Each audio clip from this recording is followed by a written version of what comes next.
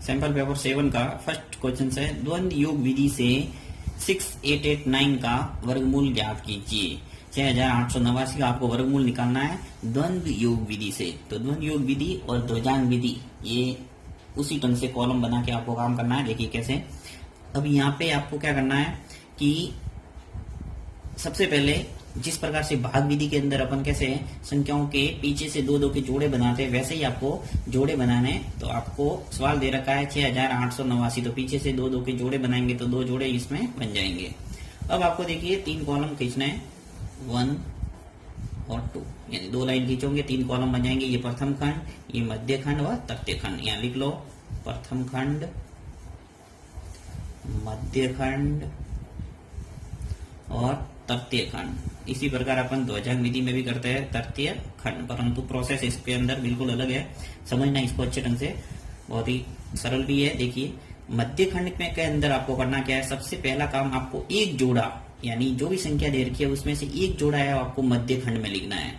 तो देखिए 6 और 8, ये पास पास में लिख सकते हैं, क्योंकि प्रथम जो भी जोड़ा होगा उसको एक साथ सॉल्व करेंगे। अब जो पीछे बची संख्या है उसको दूर दूर आपको तृतीय खंड में लिखना है। तो देखिए 6 और 8 जो पहला खंड है, यानी पहला जोड़ा मैंने लिख लिया। दूसरा जो संख्या है 8 9, इसको मैं दूर दूर लिख रहा हूँ 8, और ये 9 है वो पीछे। अब आपको नीचे लाइन खींचना है। अब आपको यहाँ पे इसका प्रोसेस है वो शुरू करना। देखिए करना क्या है, इसके अंदर सबसे पहला काम है वो 68 है, ये किस संख्या का वर्ग है ये आपको ढूंढना है। यानी द्वंद्व कह सकते हैं या वर्ग, कोई भी आप अपने हिसाब से याद रख सकते हैं। द्वंद्व का मतलब भी देखिए एक संख्या का द्वंद्व होता है वो क्या होता है, 1 इंटू 1 ही होता है। 1 इंटू 1 यानी 1, फिर 2, जैसे मान लो संख्या उसका द्वंद्व क्या होगा, 2 इंटू 2 यानी 4। तो इस ढंग से आपको पता लगाना है कि जो 68 है वो कौन सी संख्या का वर्ग है। यदि आपको 68 पूरी नहीं मिले तो उससे पास वाली संख्या, नजदीकी संख्या कौन सी है, 64, यानी कि 8 इंटू 8 होता है वो क्या होता है, 66। देखिए 7 इंटू 7 क्या होगा, 49, 8 इंटू 8 66, और 9 इंटू 9 क्या हो जाता है, 81, जो कि बड़ी संख्या हो जाती है। तो आपको कौन सा जोड़ा लेना पड़ेगा, 8 इंटू 8। तो यहाँ मैं ले रहा हूँ 8 इंटू 8। अब 8 इंटू 8 66 हो गया।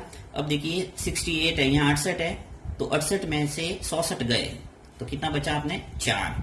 देखिए 68 माइनस 64, ये मैं रफ कार्य कर रहा हूँ आपको समझाने के लिए, आपको नहीं करना है। तो 68 माइनस 60 और कितना बचा, 4। तो ये जो 4 है वो आपको इस तृतीय खंड के अंदर पहला जो डिजिट है इससे जस्ट पहले लिखना है। ये 4 है, मैं लिख रहा हूँ 8 से पहले। देखिए 4 लिखा। अब आपको क्या करना है, यहाँ जो भी संख्या आपको मिलती है, यहाँ पे जैसे अपन को 8 मिली तो इस 8 का डबल करके इस प्रथम खंड के अंदर लिखना है और उसका अपन भाग देने में काम करेंगे। तो जैसे ये 8 का डबल कितना हो गया, 16, तो ये हो गया 16।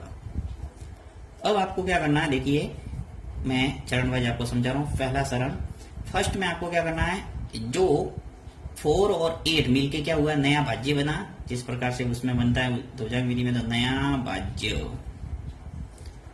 भाज्य बना 4 और 8 मिलके 48। इस 48 के अंदर भाग देंगे किसका, इस 16 का, यानी 8 का डबल करके मैंने यहाँ लिखा है 16।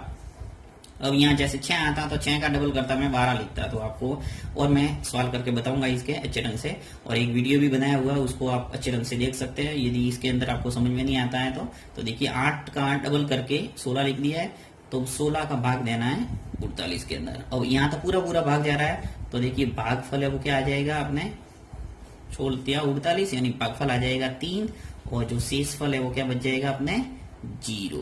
अब यदि भाग नहीं जाता पूरा तो शेषफल कुछ ना कुछ आता और वो आगे संख्या के रूप में आ जाता। तो देखिए मैं जो भागफल है वो तो लिखूंगा नीचे, और जो शेषफल है वो लिखूंगा नेक्स्ट संख्या से जस्ट आगे, तो 9 के आगे आ जाएगा 0। अब वापस प्रोसेस हुई, नया भाज्य है वो क्या बना, देखो 0 और 9 मिलके क्या हो गया, 9 लिखो या 0 और 9 लिखो एक ही बात है। अब 9 है, अब यहाँ पे आपके संशोधित भाज्य आपको निकालना पड़ेगा। जिसी आप तृतीय खंड में पहुंच जाते हैं वहां आपके संशोधित भाज्य निकालने का प्रोसेस है वो शुरू हो जाएगा। तो संशोधित भाज्य निकालने का क्या तरीका, देखिए यहाँ जो भी संख्या मिली, यानी नया भाज्य इस 9 में से आपको घटाना है। यहाँ जो भी संख्या मिलती है उसका द्वंद्व, यानी 3 का द्वंद्व क्या होता है, मैं 3D लिखता हूँ, डी का मतलब द्वंद, याद रखना आप, क्योंकि इसके अंदर तो 2 डिजिट के अंदर ही आपके उत्तर आ जाएगा, परंतु लंबे लंबे सवाल आएंगे उसके अंदर आपके आगे से आगे प्रोसेस वो चलता रहेगा। तो देखिए 3 का द्वंद, तो 3 का द्वंद क्या हो जाता है, देखो 9 माइनस 3 इंटू 3। एक संख्या का, अभी मैंने बताया कि एक संख्या का द्वंद क्या होता है, उसी संख्या से गुणा करते हैं। 3 इंटू 3 कितने हो जाएंगे, 9। तो 9 माइनस 9 क्या आ गया, 0। अब जैसे 0 आता है आप समझ जाओ कि आपने जो प्रोसेस किया है वो सही है और इसका जो उत्तर है वो आ गया। यानी कि देखिए आपके 2 जोड़े बने हैं, यानी इसका जो वर्गमूल है वो 2 अंकों का होगा, अर्थात इसका जो उत्तर है वो आ गया। देखिए वर्गमूल है वो 8 और 3, यानी 2 डिजिट लेने हैं आपको, तो 8 3, या इसका क्या होगा आंसर। तो इस ढंग से आपके द्वंद योग विधि से वर्गमूल है वो आ जाएगा। 2 पूर्णांक संख्याओं का एचसीएफ व एलसीएम क्रमशः 8 और 616 है। यदि एक पूर्णांक 56 है तो दूसरा पूर्णांक ज्ञात कीजिए। ऐसा प्रश्न आपने किया हुआ है। इसका सीधा सा इसका सूत्र है, देखिए प्रथम पूर्णांक इंटू द्वितीय पूर्णांक बराबर एचसीएफ इंटू एलसीएम। ये आपको लिख के अच्छे ढंग से याद करना है, क्योंकि इससे संबंधित प्रश्न एक बोर्ड परीक्षा में अधिकतर आता रहता है। क्योंकि इसके अंदर देखिए कई टाइप के प्रश्न बनते हैं, जैसे प्रथम पूर्णांक दे रखा हो और द्वितीय पूर्णांक पूछा जा सकता है, द्वितीय पूर्णांक दे रखा हो तो प्रथम पूर्णांक पूछा जा सकता है। इसी प्रकार एचसीएफ और एलसीएम में से भी कोई एक है वो पूछा जा सकता है। तो यहाँ पे अपन को पूछा क्या है, दूसरा पूर्णांक। तो दूसरा पूर्णांक अपन कैसे ज्ञात करेंगे, देखिए प्रथम पूर्णांक है वो अपन को दे रखा है कितना, 56। तो इस प्रथम पूर्णांक की जगह आप 56 लिख दीजिए, ये लिखा 56 इंटू द्वितीय पूर्णांक पूछा है तो द्वितीय पूर्णांक ऐसा का ऐसा लिख लो, द्वितीय पूर्णांक बराबर एचसीएफ और एलसीएम क्रमशः दे रखा है, देखिए 8 और 616। तो एचसीएफ की जगह मैं लिख लूंगा कितने, 8 और एलसीएम वो कितना है, 616। अब इसको सॉल्व करना है और जैसे ही आपके सॉल्व करेंगे द्वितीय पूर्णांक है वो आ जाएगा। देखिए कैसे, द्वितीय पूर्णांक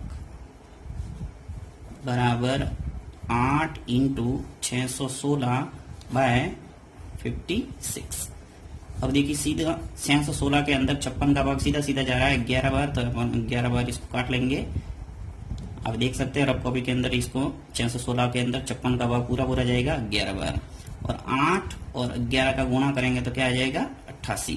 तो इस ढंग से आपके द्वितीय पूर्णांक वो निकल के आ जाएगा कितना, 88। नेक्स्ट प्रश्न है द्वितीय व्यंजन, यहाँ आना चाहिए हिसाब से द्विघात समीकरण, परंतु यहाँ आ गया है द्वितीय व्यंजन कि x square plus 5x plus 3k के शून्यकों का योग उनके गुणनफल के योग के बराबर हो तो k का मान ज्ञात कीजिए। यहाँ पूछा है k का मान और आपको शून्यकों का योग और उनका गुणनफल है वो बराबर करना है। जैसे आप बराबर करोगे k का मान अपने आप निकल के आ जाएगा। देखिए तो शून्यकों का योग कितना हो जाएगा, देखिए शून्यकों का योग अल्फा प्लस बीटा जो अपन ने याद किया माइनस b बाय a। आप हिंदी में लिखना चाहो तो ऐसे लिख सकते हो, माइनस x का गुणांक बट्टा एक्स स्क्वायर का गुणांक। अब देखिए माइनस एक्स का गुणांक, माइनस और एक्स क्या है यहाँ पे 5x है तो x का गुणांक कितना हुआ 5, तो माइनस आ जाएगा सूत्र का और 5 आ जाएंगे। इसी प्रकार एक्स स्क्वायर का गुणांक तो एक्स स्क्वायर के आगे क्या है k, तो आ जाएगा नीचे k। ये तो आगे आपके शून्यकों का योग। अब अपन निकालते हैं शून्यकों का गुणा या शून्यकों का गुणनफल। शून्यकों का गुणनफल, तो शून्यकों का गुणनफल होता है अचर पद बट्टा एक्स स्क्वायर का गुणांक।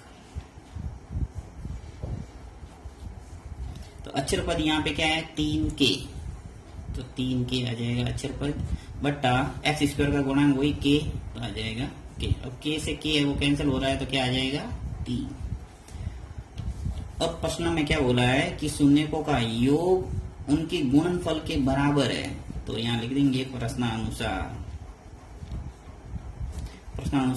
शून्यकों का योग बराबर शून्यकों का गुणनफल। शून्यकों का योग बराबर है किसके, शून्यकों के गुणनफल के बराबर, शून्यकों के गुणनफल। अब शून्यकों का योग अपन ने निकाला है -5/k, लिख लो -5/k बराबर शून्यकों का गुणनफल कितना निकल के आया 3, तो आ जाएगा 3।